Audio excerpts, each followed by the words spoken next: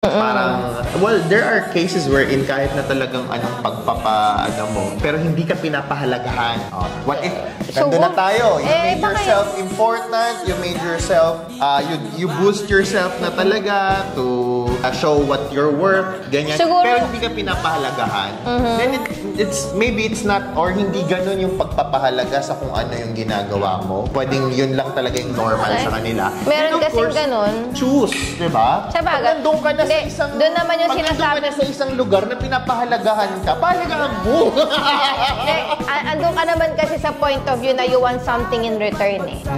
Andun ka sa point of view na parang there's some... Well, at least, nagigets ko yung point mo. Nandun lang din kasi ako sa point of view na whenever I do something, I don't expect anything in return. Ay ko sinasabi, siya ang magbibigay sa akin ng lahat ng kailangan ko, ng sukli sa mga binibigay ko o ginagawa ko. Hindi yung taong, hindi yung employer ko. Diba? Yun yung isa sa natutunan natin na you give your best, you give your all. You just make sure na talagang ginawa mo yung best mo at your all. Kasi hindi pwedeng, baka feeling mo lang nagawa mo na. Pero hindi pa pala. So ako, I always do everything. Everything, kahit nasan ako, kahit sinong kasama ko, kahit yan, meron na tayong nakikilalang mga bagong tao, pinapakita ko pa rin kung sino ako. Kung saan ako magaling. Whether that person, magustuhan ako o hindi, sa akin, this is me. Diba? Ako to, sikat to. Ito yung personality ko. Dito ako nagsa-stand out. Take it or leave it. Ganun kasi talaga ako. So, siguro, it really depends. Pero para sa akin, nag-work yun para sa akin. So, maybe, baka mag-work sa mga viewers natin, sa mga followers natin na, you know, boost yourself. Just be yourself. Be yourself. Know who you are. Diba? Believe in yourself. No one else will believe in you. Even our parents, wag kang magdepende doon. Na yung magulang, yung kapatid, yung mga ano, hindi, okay, sila yung dapat supposedly number one supporter natin, our parents, our family, pero don't depend that. Wag ka magdepende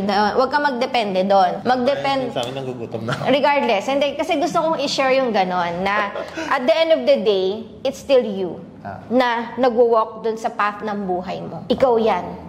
Everyone nasa paligid mo, factors lang sila. Huwag kang magdidepende doon. So in short, para hindi ka nga ma-lost, para hindi mo feel na lost ka, kilalanin mo yung sarili mo.